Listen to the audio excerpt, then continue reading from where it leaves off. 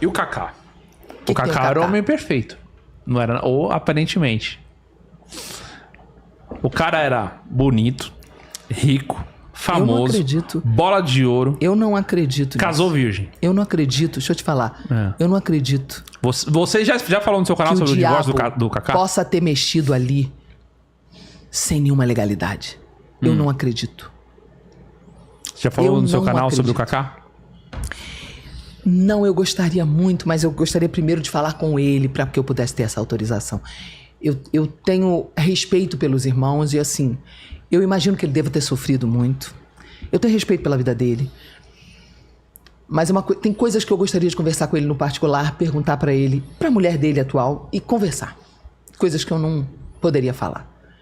Porque eu iria fazer a pergunta e eu te garanto que em 20 minutos de conversa eu descubro essas legalidades, porque eu sei fazer as perguntas certas. Você já viu o livro... Eu diria, como é que foi assim? Tal coisa você fez? Pá. Tem coisa aí. Deus é bom.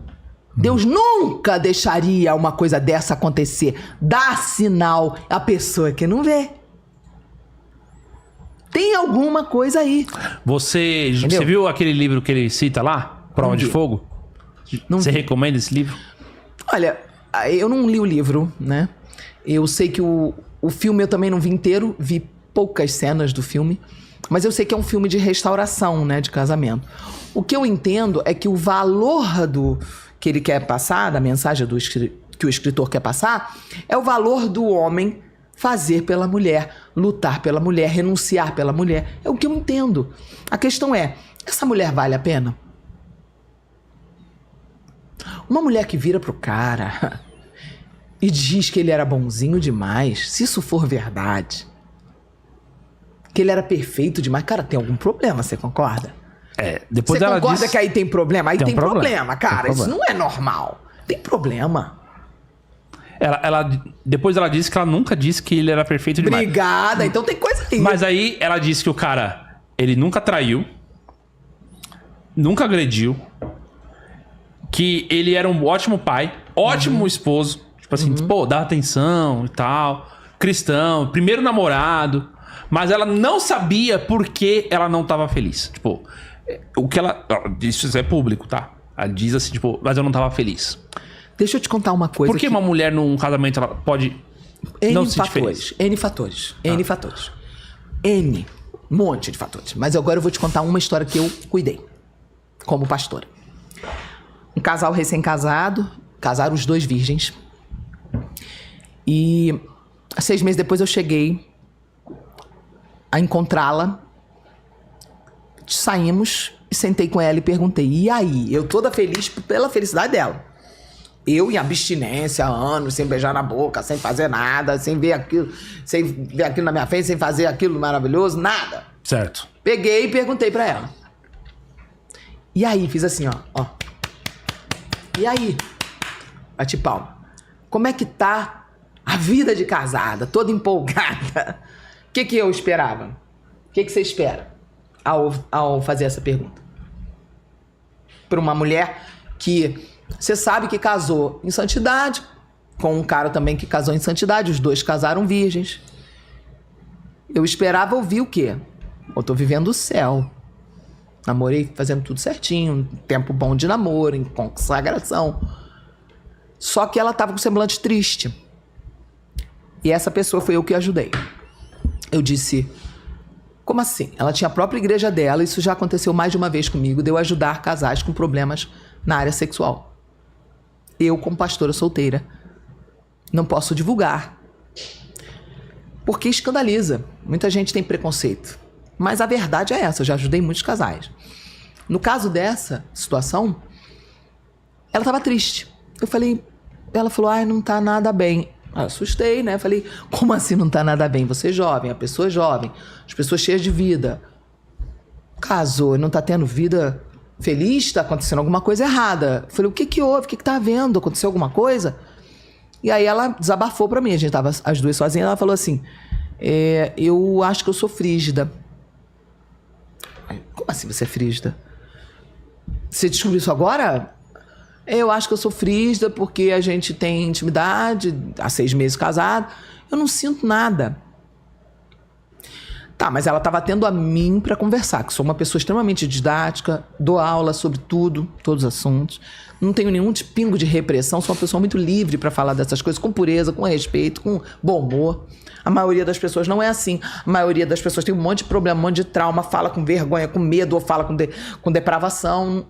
É sempre um desequilíbrio. Eu consigo transitar bem nessa área, com pureza, com santidade. Então ela estava falando com a pessoa certa. Quantas milhões de outras pessoas, mulheres ou homens, não tiveram a mim para poder responder ali? Não sei. Eu nunca conversei com essa moça, nunca conversei. E se tantos problemas podem ter acontecido, é muito comum com casais que casam virgens, se a igreja não tem um curso para noivos que tenha aula sexual. Eu tenho um casal de amigos pastores, pastor Flávio e pastora Lilian Baroli, que eles dão curso para casais. Curso. E sabe como é que é o curso deles? Ela chega com a bolsa cheia de órgãos genitais de silicone, e ele com a bolsa com órgãos de silicone, e ela com a moça numa sala e ele com o rapaz na outra. Eles tiram os órgãos genitais e dão aula para os virgens. Ó, na hora é assim. E ele dá aula pro cara, sabe de quê? Se a mulher não tiver prazer, vai ser traumática. E se a primeira vez for traumática, ela não vai gostar da intimidade. Porque a mulher fica traumatizada pro resto da vida e causa um processo chamado vaginismo, que é uma contratura involuntária da musculatura e dói. Então a ignorância é um problema muito sério. Você tá entendendo? Mas quantas pessoas têm acesso? Tem que ensinar os virgens. Tem que ensinar, tem que ter curso com pessoas Se você santas. quer que o cara case virgem, você precisa saber e ensinar o cara. Quem é responsável por isso? A igreja. A igreja tem que providenciar esse tipo de curso.